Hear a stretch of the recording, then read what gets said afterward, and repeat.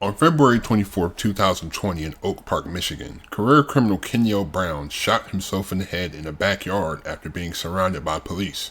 He would die 4 days later, ending a 2-month-long murder spree that left 6 people dead. After his death, the city as well as the entire state of Michigan was shocked to find out that this habitual offender was actually a police informant. Welcome to History's Biggest Villains.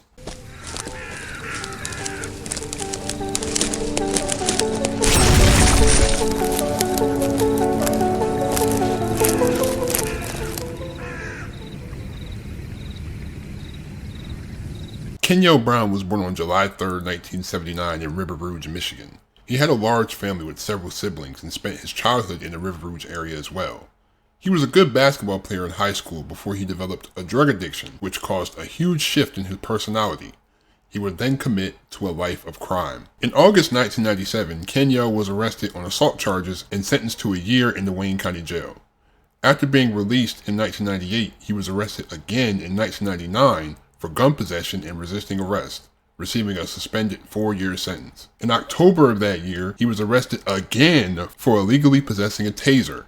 He reached an agreement with the police and pled guilty in exchange for information on other inmates. As a result, the charges against him were dropped and he was released. In September 2000, Brown was arrested yet again, this time for drug possession. However, he was released after providing information on other crimes in the county. In February 2001, he caused a car accident that killed one person and seriously injured another. He was arrested after attempting to flee the scene. He was then charged with second-degree murder, resisting arrest, intentionally inflicting moderate injury resulting in death, driving without a license, and illegal gun possession. The murder charge was dropped and he was given 10 years in prison, being paroled in 2010. Wow, you kill someone and you get off on parole, it's nuts. In June 2014, Kenyel was arrested in Detroit for illegal gun possession, his third gun charge. During a jail stint, he provided his dead brother's name as an alias and said he had a mental disorder. He also said, "The only reason I have a gun is because it's crazy out here." In March 2015, he was recruited by the ATF as an informant. Due to the Armed Career Criminal Act, his 3 gun convictions earned him a 15 to life sentence. But 2 months later, the Supreme Court declared some of the provisions of the act unconstitutional. Brown accepted a guilty plea for being a felon in possession of a firearm. Brown's appointed attorney pleaded to the court for leniency, asking that his client be sentenced to the 15-month minimum. His attorney wrote, "Mr. Brown is tired of the street life and is truly motivated to turn his life around so he could be a productive member of society and a better role model for his children." The judge sentenced Brown to 21 months in jail, followed by 2 years probation. He was released in February 2017 after serving 14 months. He violated his parole in May and was arrested again, but the federal agency intervened and he was released in July. Over the next 2 years, Kenyel violated his parole several times, but avoided jail time due to his informant status. In July 2018, Brown was arrested in Lincoln Park for drunk driving. He tested positive for cocaine and weed 5 times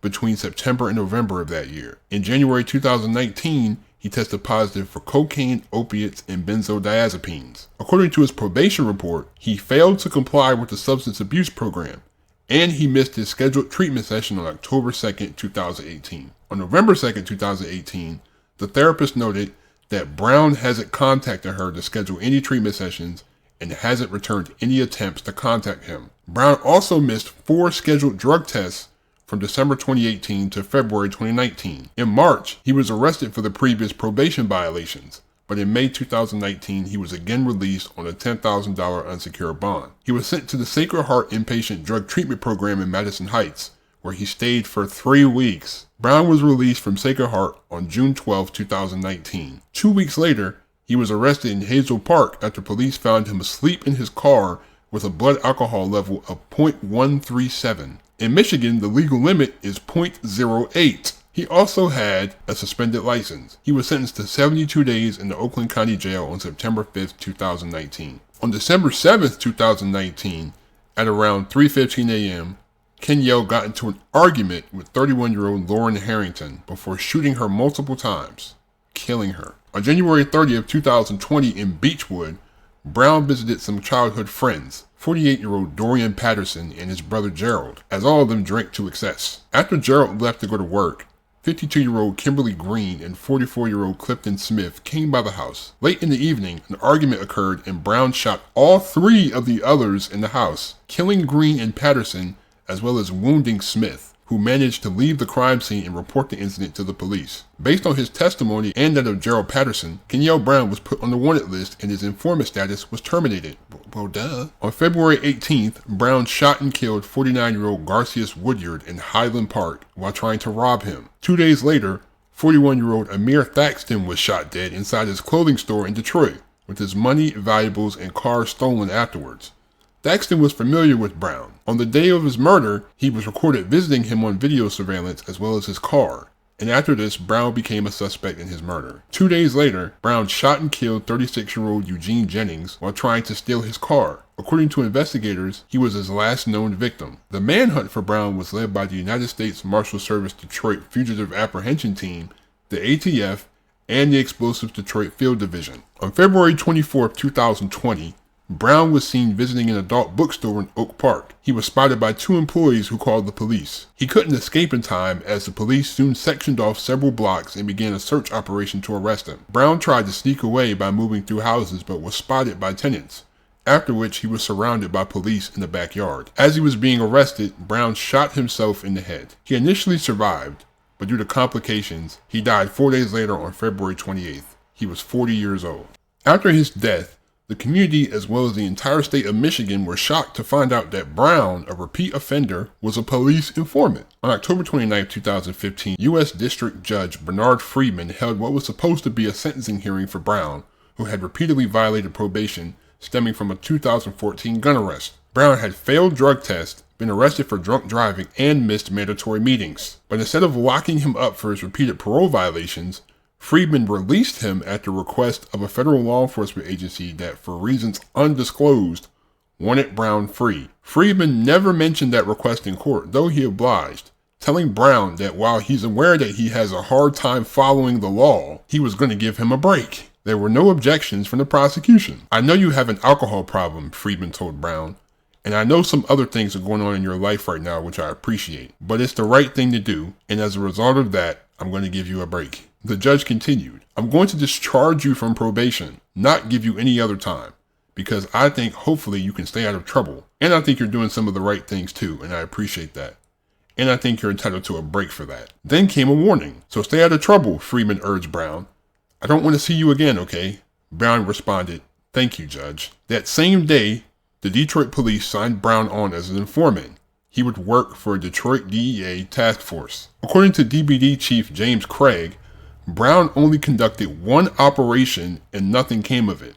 According to Craig, Brown was paid $150 for providing information to law enforcement about drug and gang activity in Southwest Detroit, but the information he provided never panned out. Craig also said that he never knew of Brown's multiple probation violations, which are publicly available and easy to find on the federal court's PACER system. He said had he known of these violations, he would have never used Brown as an informant. How are you a police officer and you're not doing research on the people that you're making informant?